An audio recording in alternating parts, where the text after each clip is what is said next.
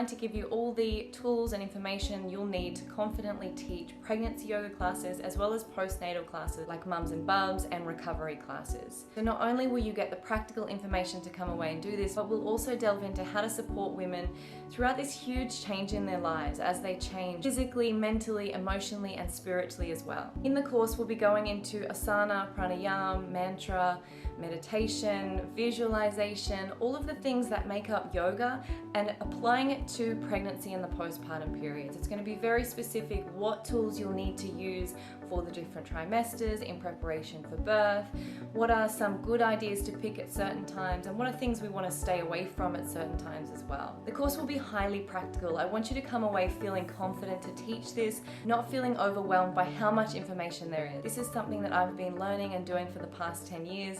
So whilst I've got a lot of information to give, more than that, I want you to come away feeling really confident in your own ability. Your own personal experience and journey is so important as a teacher for you to be able to use the knowledge of best practice and then be able to interpret it in a way that is unique to you. I have so much to share with you and I can't wait to see you on this course.